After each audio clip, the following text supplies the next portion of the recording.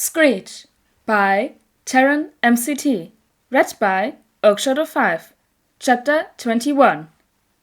I still don't understand why you felt the need to sit with me, Ida said, looking between Hitoshi and Izuku, who was sitting on either side of him on the train to Hosu. Simple, Hitoshi said with a shrug. I didn't feel like sitting with my dad. Izuku let out a soft hoot. Shota wouldn't let me have the window seat. Izuku had claimed the window seat and was watching the scenery pass by, where Shota was a few rows ahead of them, sleeping against his window. Be that as it may, there were plenty of other rows you could have chosen. Why sit with me? Why not? Hitoshi countered to the annoyance of Ida. Ida, Izuku said softly, still watching the scenery go by. When we get to Hosu, please don't be an idiot. Excuse me? He asked, quite offended that Izuku would suggest he would do anything to warrant such a warning. Izuku turned and looked Ida directly in the eyes. Don't be an idiot. Izuku turned back to the window. Hitoshi snickered at Ida's dumbfounded look. Izu doesn't pull his punches, so if you're an idiot and he finds out, get ready. Ida sputtered and asked, What makes either of you think I'm going to do something idiotic? Neither Hitoshi nor Izuku answered him, and they spent the rest of the train ride to Hosu in quiet. Ida had gone off with Manuel once the train arrived in Hosu, and Shota took his two hellions to the hotel they would be staying at. Since Shota was an independent hero, he didn't have an agency with a convenient base of operations in any city. The three of them would be staying in one room with two beds on a couch. All three of them had issues with sleep, so they had decided that whoever managed to fall asleep first could take a bed. Shota and Izuku were both far more used to the rigors of patrolling, so they were sure the couch would belong to one of them. Unless Izuku decided to cuddle, which was a more than likely scenario, honestly. Hitoshi and Izuku got into their hero costumes and met Shota on the roof of the hotel after they had eaten dinner. So, the first thing you need to know about patrols, you will, or rather should, never have a set route. Limelight heroes will need a set route so that fans can find them and see them, but an underground hero never wants to be predictable. Izuku was nodding along with what Shota was saying. When you're predictable, the weaker villains know when and where they shouldn't be, and the stronger ones can set up an ambush, but when your route changes with your mood, the villains never know where you'll be or when, Izuku added.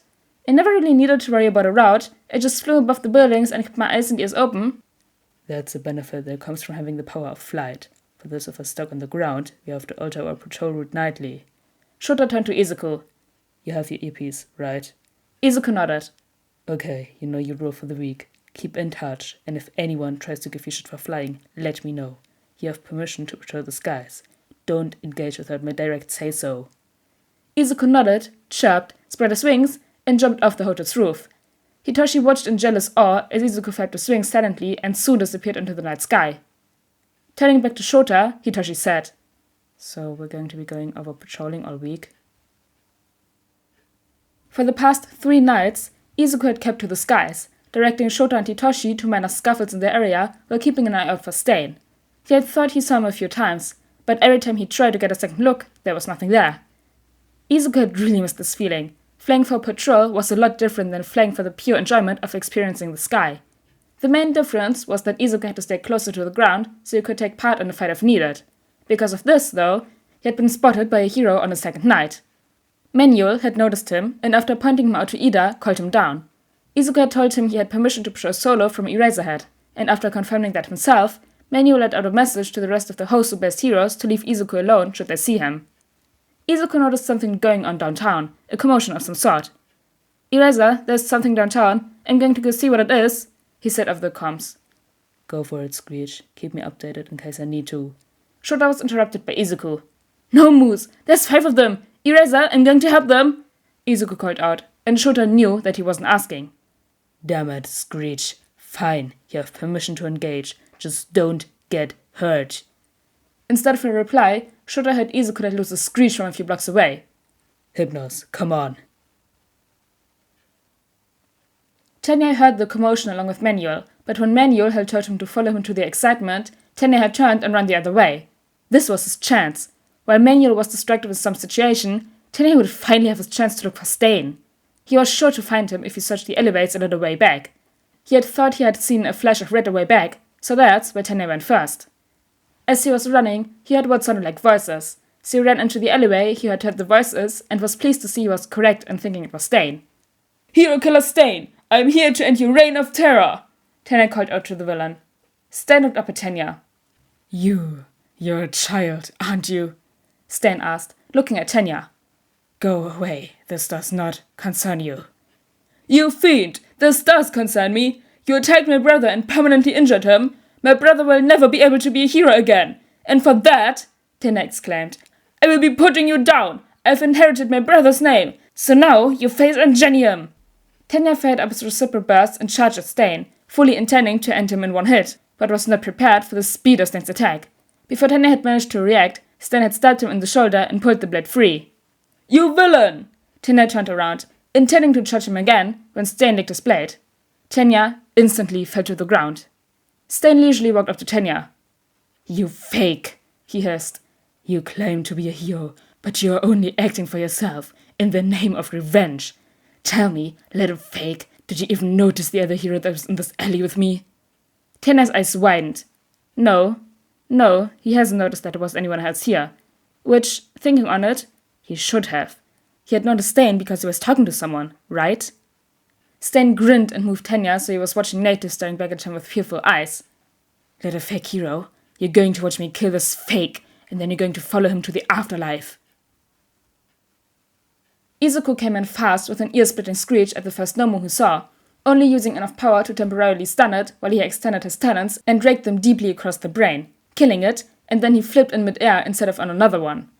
He could see a few different heroes running around, most evacuating the civilians, but a few fighting the Nomu. Endeavor was there fighting one, and he saw that Shoto was assisting on the evac. Izuku dropped to the ground and took up assisting a hero who wasn't doing too well against a large green Nomu. He had pulled out his staff, and while he was distracting the creature, the hero he had helped managed to take it down. Izuku then took off into the air again and set his sights on a third Nomu that wasn't being corralled. He managed to drop that one the same way he had taken the first one, and when Izuku went to look for another one, he saw that the last one was the one Endeavor was fighting. After looking to see if there was anything else he could assist with, and finding that everything was under control, Izuku relaxed. Tenya, where are you? Come on, kid, this is not the time to disappear on me! Izuku snapped his head around and saw Manuel, calling out for Ida. Eraser, the excitement downtown is over, but Manuel lost Ida.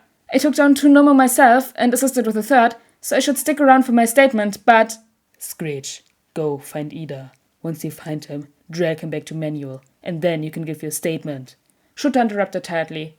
Sure thing, Eraser. If he's ready to Stain, can I engage? He asked, just to make sure. Yeah, permission granted.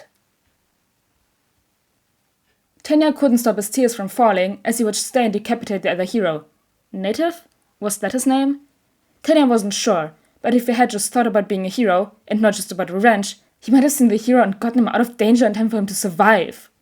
Stan pulled out a new knife and walked up to Tenya. Now, he said as he jabbed the knife into Tenya's leg. I get to have some fun with you. He pulled out the knife and licked Tenya's blood again. Do you hear that noise in the background? Tenya could barely hear anything over the rush of blood on his ears, but he vaguely remembered that there had been a commotion downtown. The city was under attack, Stan said, providing the answer for Tenya. That fake, Stan gestured to Native, had already been paralyzed by my quirk by the time the attack began, but you arrived well after it. Did you use that attack as a means to hunt me down? Tenya couldn't even look up at the villain. He felt so ashamed. He was right. He had only been thinking of hunting this man down and making him pay for what he had done to Tensei. He hadn't been thinking of the potential danger that was facing the civilians of Hosu. He hadn't been thinking about his internship. He just wanted to enact his vengeance. Worry not, young hero, Stan grinned. You'll not have to worry about the civilians, about your brother, or anyone else here soon. Stan stabbed Tenya again, once more on his left arm. Tenya shrieked in pain as Stan twisted the knife in his arm, just above the elbow.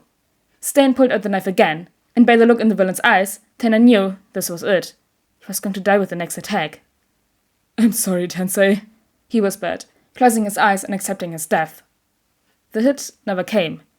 Instead, he felt, more than heard, an impact strike Stan and knock him back against the far wall of the alleyway. Tenya opened his eyes to see huge red and grey wings. Midoriya Izuku. Sorry I'm late, Tenya. There was a commotion downtown I needed to take care of. I didn't realize you were out here being an idiot and that everyone else was already safe. Midoriya, get out of here, Tenya called out. This isn't your fight. Tenya, Midoriya said, steel in his voice. When we are out on the field, you are to use our hero names.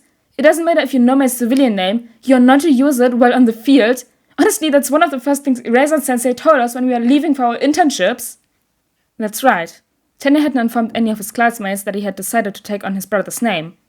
Sorry, Screech, Tenya amended himself. But that doesn't change anything. This isn't your fight. And that's where you're wrong, Midoriya said, extending his staff, still glaring at Stain. Eraser and I both knew you were going to pull something like this. My entire role for this week was to watch you and make sure you didn't do anything dumb. He glanced briefly at Tenya. And, oh, look, you did the dumb. He looked briefly at Native's corpse and pursed his lips. So, you were here protecting this fake? Stain sneered. You did a wonderful job of it, he taunted. I'm aware, Midoriya whispered. I thought he'd have enough sense to make his way to the crisis and help there. The evacuations could have used him there. Stain pulled out a katana and grinned at Midoriya. Regardless of your reasons, you are protecting a fake hero, one that I have deemed deserving of being culled. Stand aside, unless you wish to join him in death. Midoriya sighed. Well, I do wish that some days. Today isn't one of them.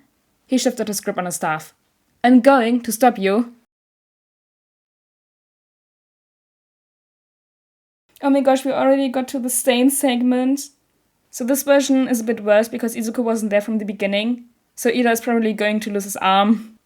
But anyways guys, I hope you all enjoyed chapter 21 of Screech. And I'll see you all next time. Bye!